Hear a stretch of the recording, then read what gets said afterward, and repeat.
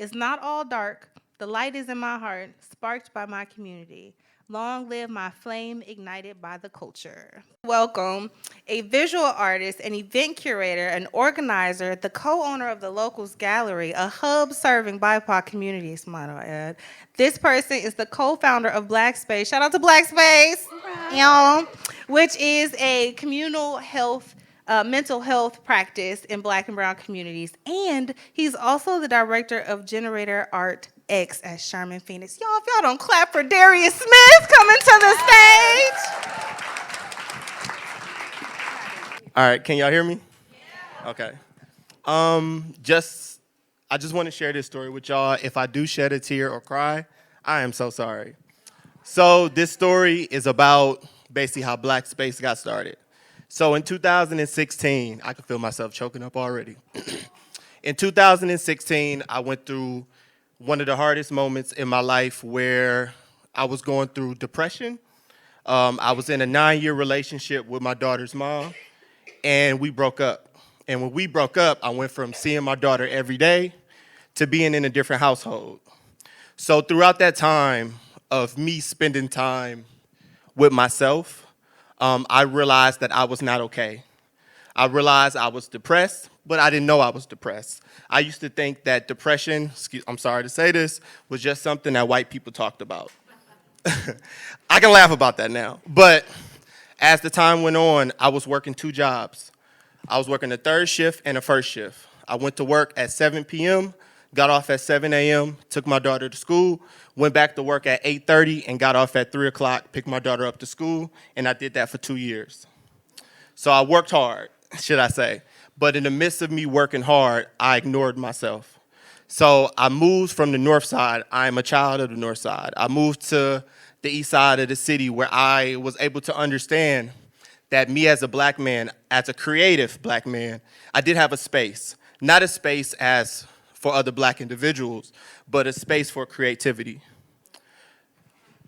So as my time of being on the east side, I got better. I started doing things that was different, going to coffee shops, sitting with my back towards the door. Because before, that used to be a challenge for me because I didn't know what could happen, and I didn't want to put myself in bad situations. Just something that us as Black individuals, we have to think about because you just never know. So as time went on, I started feeling better, started doing a lot of different things that made me feel like the person that I wanted to be. I wasn't there yet. So 2020, for anybody that did go to a protest, I led a lot of the protests in Milwaukee. And as I was leading those protests, I had those same feelings of depression. I want to take it back a bit as I was depressed. Little trigger warning here, but I was on the verge of killing myself. I was on the verge of killing myself because I didn't know what I was going through. I didn't know what I was going through, and as I was going through things, I was crying in front of my daughter, and she told me, "Daddy, it's okay." And that's when I was able to understand that what I was going through wasn't just affecting me, it was affecting everybody else around me.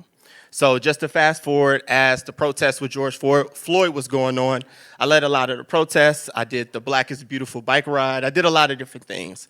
Didn't have a voice for weeks, all these different things. But I got tired of protesting. I got tired of telling everybody how they should treat me as a Black man or other Black individuals when I didn't even know how to treat myself.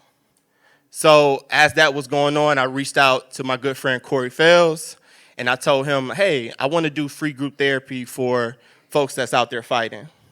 Because there was a moment when I was leading a protest. I still remember exactly where it was at, on Lakeshore Drive, leading about 4,000 to 5,000 people. And it was my first time crying in front of people. It was my first time being vulnerable, not just for myself, but for everybody else around me. I didn't cry in silence. I cried with people. I was on top of a car. I still have the picture in my phone.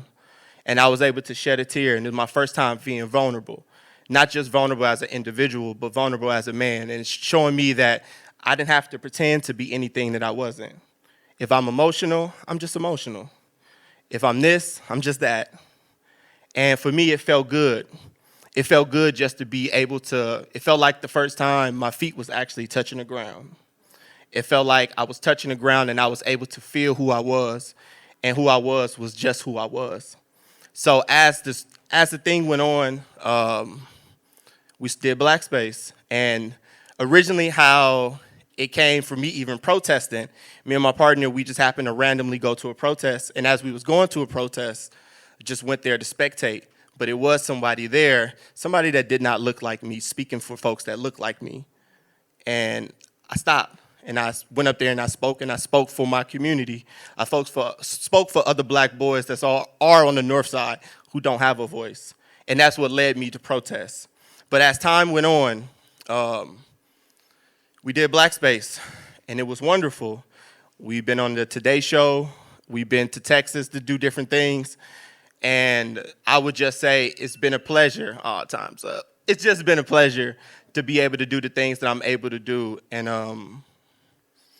have a space for folks that look just like me and give them the space to have free therapy, because that's what Black Space is. It's free therapy for the black and brown community at the Milwaukee Art Museum for free, for men, women, and the queer community. So I just want to say, just if you think you can do it, just do it. And if you feel like you're not enough, you are enough. And just remember that it's a space out there for you, even when you don't feel like it's a space for you. So, thank you. Yes, give it up for Darius, guys.